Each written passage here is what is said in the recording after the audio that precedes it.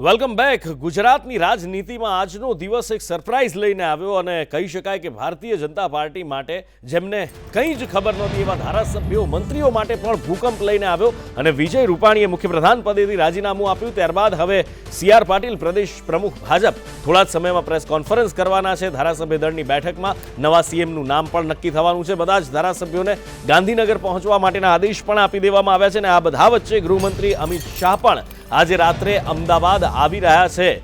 હવે સવાલ આખરે એ જ ચર્ચાઈ રહ્યો છે કે કોણ બનશે ગુજરાતના નવા મુખ્યમંત્રી. ચૂંટણીને લઈને આ નિર્ણય લેવામાં આવ્યો છે એ તો નક્કી જ છે, પણ આ પરંપરા જે છે એ પરંપરા નિભાવવામાં આવી છે.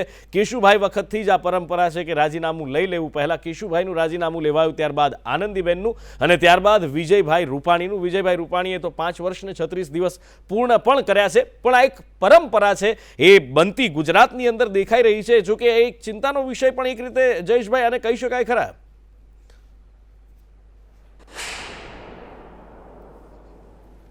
ચોક્કસ પણ નુપુર, પ્રજા સમક્ષ જ્યારે ભાજપે મુખ્યમંત્રી પદ માટે વિજયભાઈ રૂપાણીનું નામ મૂક્યું અને એમણે જ્યારે સુકાન સંભાળ્યું ત્યારે સ્પષ્ટપણે એવું કહેવામાં આવતું હતું કે એ પોતાનો કાર્યકાળ પૂરો કરશે અને છેલ્લે તો સી.આર. પાટીલથી લઈ અને કેન્દ્રીય નેતાઓ તમામ એવું કહેતા હતા કે વિજયભાઈના નેતૃત્વમાં જ આગામી ચૂંટણી લડાશે.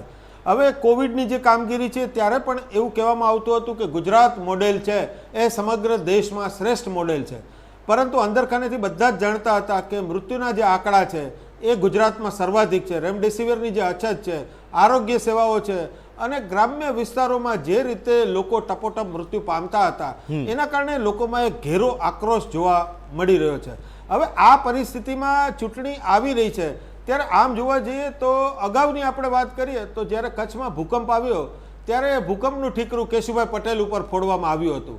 કુદરતી આપદાના કારણે કોઈ પક્ષ સામે લોકોનો રોષ જ્યારે જોવા મળે ત્યારે રોષને દૂર કરવા માટે મુખ્યમંત્રીને બદલાતા હોય છે અને ભાજપે ઘણા લાંબા સમયથી આ પરંપરા શરૂ કરી છે અને અત્યારે પણ એવું માનવામાં આવે છે કે હરિયાણા, મધ્યપ્રદેશ સહિત જે ભાજપ શાસિત 5 રાજ્યો છે એમાં 2 જ મહિનામાં મુખ્યમંત્રીઓને બદલી નાખવામાં આવશે.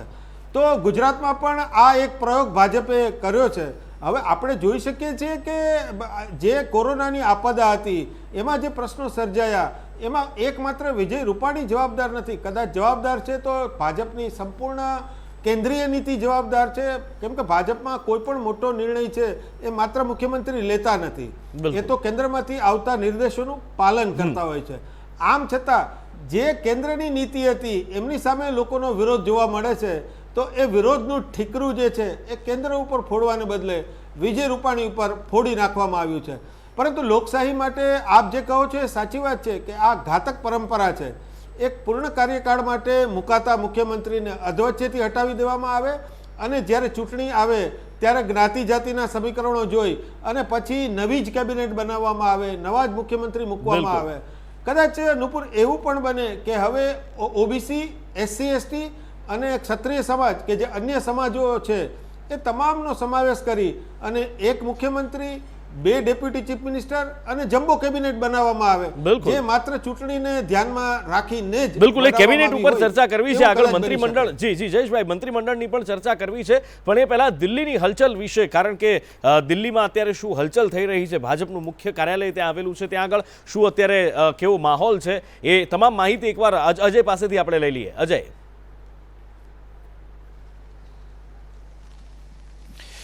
देखिए नुपुर, यहाँ पे एक चर्चा ये भी है कि भारतीय जनता पार्टी में जब भी कोई फेरबदल होता है तो किसी तरह की उठापटक जनता के सामने नहीं आनी चाहिए. पार्टी की तरफ से इस तरह का मैसेज पहले से ही है और अमूमन आपने देखा होगा कि जब भी कांग्रेस में कोई फेरबदल होती है उसके पहले काफ़ी उठापटक होती है और जर्नलिस्टों को इधर उधर काफ़ी भागदौड़ करनी पड़ती है.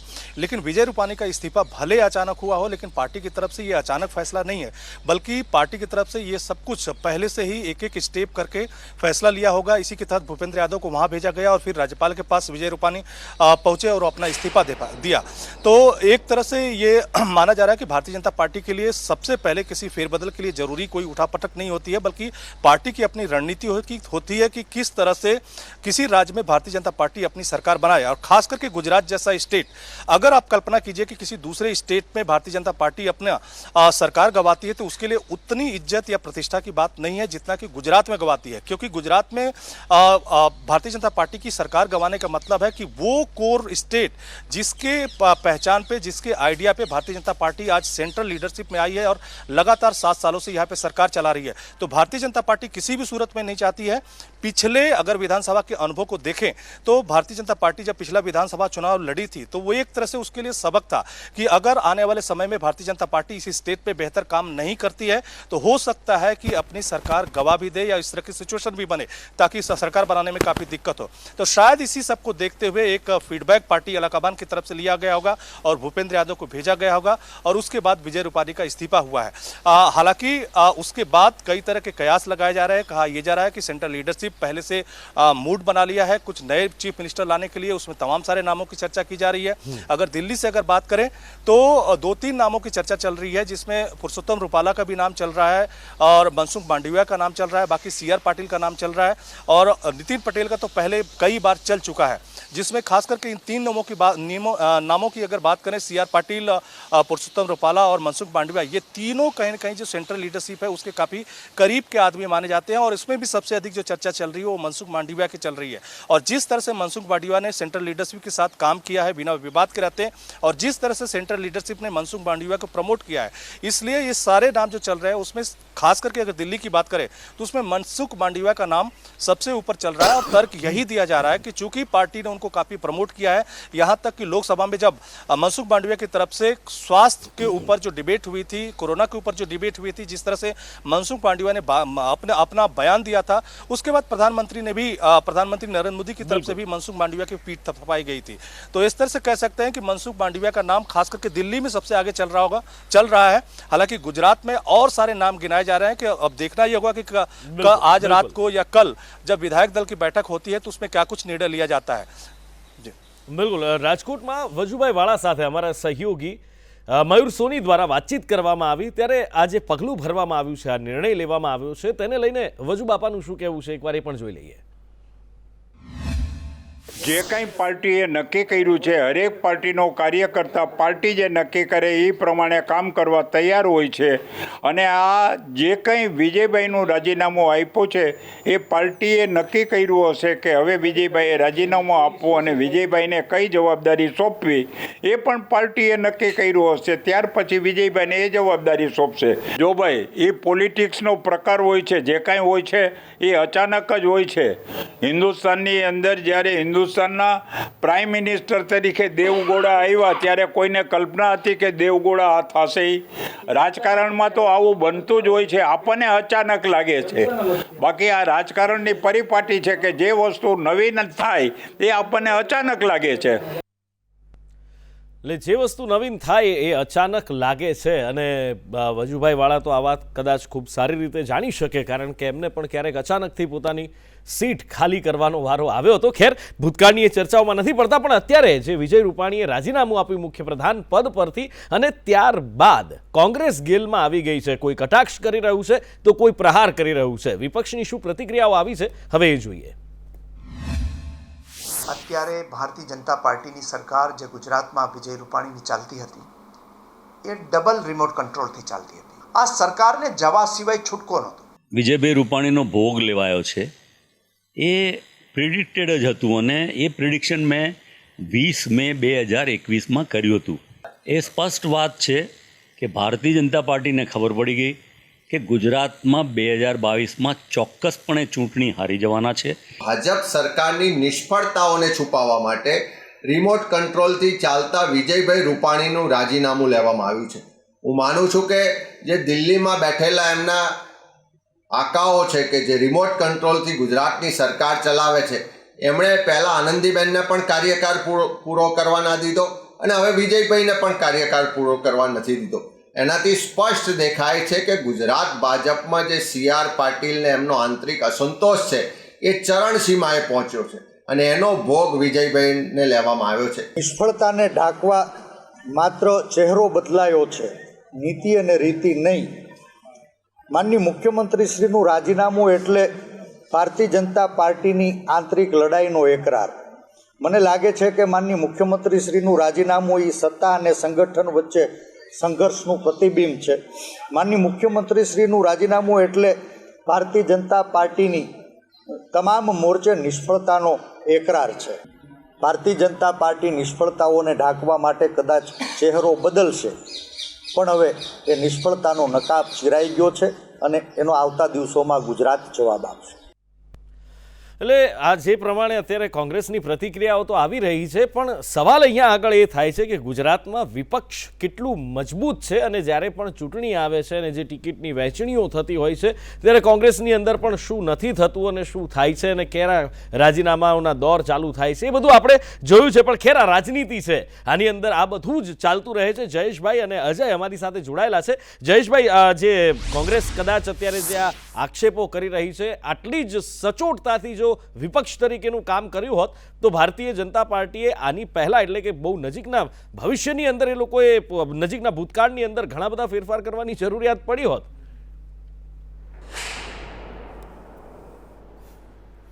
હા નુપુર, ખરેખર તો આટલી જ સક્ષમતાથી એમણે કેન્દ્રમાં એમને જ્યારે 2 ટર્મ મળી ત્યારે પોતાની સરકારને સાચવી હોત અને જરૂરી ફેરબદલ કર્યા હોત તો આ નોબત જ આવી ના હોત.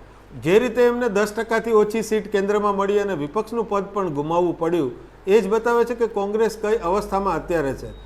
કોંગ્રેસને ભાજપે ઘણી બધી વખત ઘણા એવા બોલ આપ્યા છે કે જેમાં કોંગ્રેસે ધાર્યું હોત તો સિક્સર મારી શકી હોત, કમસે કમ ચોક્કા મારી શકી હોત, પરંતુ કોંગ્રેસ આ બધી જ તક ગુમાવી દે છે. અત્યારે પણ આપણે જોઈએ છીએ કે સીએમ વિજય રૂપાણીના રાજીનામા પછી કોંગ્રેસ જે રીતે કટાક્ષ કરે છે, પરંતુ કોંગ્રેસે એ સમજવાની જરૂર છે કે એમને ખુદને એ પણ ખબર નથી કે પોતે દિશાવિહીન છે. આ ઘટનાક્રમનો શું ફાયદો લેવો એ વિશે પણ અસમંજસમાં એ લોકો છે. કોંગ્રેસનું શાસન, કોંગ્રેસનું વિપક્ષ તરીકેનું કાર્ય જે પ્રકારે છે એનું જ તો કારણ છે કે આમ આદમી પાર્ટી આટલી બધી હદે સ્ટ્રોંગલી ગુજરાતમાં એન્ટ્રી કરી શકી છે. અને ભાજપે જે નિર્ણય લીધો છે એ કદાચ કોંગ્રેસના કારણે નથી લીધો, પરંતુ આમ આદમી પાર્ટીની જે શાનદાર એન્ટ્રી ગુજરાતમાં થઈ છે એમના કારણે લેવો પડ્યો છે. એટલે કોંગ્રેસ જે ગુમાનમાં અત્યારે હાંસી ઉડાવી રહી છે, જે રીતે બ્લેક હ્યુમર જેમને કહી શકાય એવું કરી રહી છે, એમણે પોતાના ઉપર એક સર્જરી કરાવવાની જરૂર છે. કારણ કે સારવાર માત્રથી કોંગ્રેસ બેઠી થઈ શકે એમ નથી, એમણે ઘણી બધી સર્જરી કરવી પડે એમ છે. કેમ કે એમના ઘણા બધા નેતાઓ ભાજપમાં જોડાઈ ગયા છે અને ભાજપ જ્યાં પણ કોંગ્રેસના જે સક્ષમ નેતાઓ છે એમને કેવી રીતે લઈ લેવા એ બહુ સારી રીતે જાણે છે. જ્યારે કોંગ્રેસ પોતાના સક્ષમ નેતાઓને સાચવી પણ શકતી નથી. અને નેતૃત્વની વાત કરવા જઈએ તો કોંગ્રેસ પોતે જ જુએ કે ગુજરાતમાં એમણે કેટલા પ્રદેશ પ્રમુખો બદલ્યા, પરંતુ ક્યાંય એમનો ગજ વાગતો નથી. એટલે કોંગ્રેસ માત્ર જેને કહી શકાય ને કે રમૂજ કરી શકે છે, મજાક ઉડાવી શકે છે, પરંતુ આ પરિસ્થિતિમાંથી કોંગ્રેસને શું ફાયદો થઈ શકે એ વિચારવાનો એમના માટે સમય છે. કારણ કે આ એમના માટે તો અસ્તિત્વનો સવાલ છે. બિલકુલ, એમના માટે અસ્તિત્વનો સવાલ છે અને આ એક તક છે. જો કોંગ્રેસ આ પણ ન ઝડપી શકે તો પછી કોંગ્રેસ શું કરી શકે હવે એ જોવાનું કોંગ્રેસને છે. કોંગ્રેસનો પોતાનો વિષય છે. પણ અહીંયા આગળ જ્યારે સરકારની વાત આવે છે, ભારતીય જનતા પાર્ટીની સરકાર છે અને મુખ્યમંત્રીએ રાજીનામું આપ્યું છે અને માટે આ ચર્ચાઓ આટલી બધી જોરશોરથી થઈ રહી છે કે હવે કોણ ગુજરાતના નવા મુખ્યમંત્રી બનશે, જનપ્રતિનિધિનો એ ચહેરો ગુજરાતની અંદર કોણ બનશે, એના માટે આ ચર્ચાઓ થઈ રહી છે. પણ એની સાથે સાથે અજય, એક ચર્ચા એવી પણ છે કે મંત્રીમંડળમાં પણ મોટા ફેરબદલ થશે. શું અંદર ખાનેથી કોઈ આના સમાચાર, આની કોઈ ખબર મંત્રીમંડળને લઈને મળી રહી છે?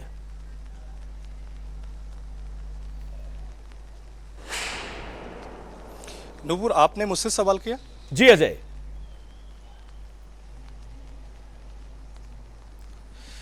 देखिए, निश्चित तौर पे मंत्रिमंडल के बारे में अभी नहीं, लेकिन 2-3 बातें यहाँ पे मोटे तौर पे चल रही हैं. एक तो ये है कि जब पिछला विधानसभा चुनाव हुआ था तो जिस तरह से भारतीय जनता पार्टी का परफॉर्मेंस था, उस परफॉर्मेंस को किसी भी तौर पे संतोषजनक नहीं कहा गया था और उसी वक्त उसको अलार्मिंग माना गया था और ये कहा गया था कि आने वाले वक्त में अगर भारतीय जनता पार्टी अच्छे तरीके से सरकार नहीं चलाती है और खास करके अच्छे ऐसे चेहरे अगर नहीं देती है जो कहीं ना कहीं भारतीय जनता पार्टी के लिए गुजरात में पॉपुलर हो सके, तो उसका खामियाजा आने वाले विधानसभा में झेलना पड़ सकता है.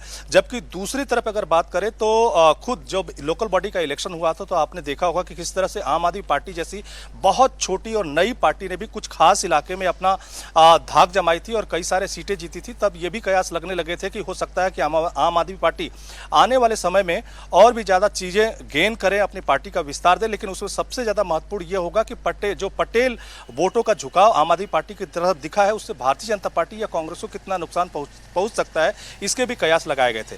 लेकिन खास करके रूपानी की सरकार एक ऐसे वक्त से गुजरी है जब कोरोना काल था। आपको याद होगा कि सुप्रीम कोर्ट की तरफ से कई बार कोरोना पे लापरवाही बरतने हॉस्पिटल को लेकर के कई ऐसी सुनवाई हुई जिसमें गुजरात सरकार को सीधे फटकार लगाई गई और कई मामलों में फेल बताया गया था। तब भी कई बार विजय रूपानी को लेकर के कयास दिल्ली में भी चलते रहते थे और बीच बीच में चर्चा आती थी कि विजय रूपानी हो सकता है इस्तीफा दे दे और फिर उसके बाद कोई नया चीफ मिनिस्टर बनाया जाए। लेकिन अब की अगर बात करें तो विजय रूपानी का जो इस्तीफा हुआ है भले देखने में वो अचानक लग रहा है, लेकिन ये अचानक नहीं है, क्योंकि आलाकमान के फैसले के बाद ही भूपेंद्र यादव वहां गए हैं और बाकायदा शांतिपूर्वक तरीके से राज्यपाल से मिले हैं और फिर अपना इस्तीफा सौंपा है। और उसके प्रति विजय रूपानी कोई विरोध भी नहीं दर्ज करा है। अमूमन भारतीय जनता पार्टी में इस तरह की गुंजाइश नहीं है, तो उसी के बाद से माना जा रहा है कि इस तरह की सरकार अब बनाई जाएगी जो आगे आने वाले समय में विधानसभा जो चुनाव होगा उसमें न सिर्फ पार्टी पिछला जो चुनाव का अनुभव है उससे आगे बढ़ने की कोशिश करे, बल्कि सभी तरह के हित जिससे विधानसभा चुनाव जीतने में सहायक हो, सभी समुदायों को, सभी लोगों को लेकर के आगे बढ़ने की कोशिश होगी। या एक कॉमन चेहरा जो विवादित ना हो और खास करके सभी को मंजूर हो, उस पे लोगों का ट्रस्ट हो, इसके आधार पे आगे बढ़ने की कोशिश करेगी।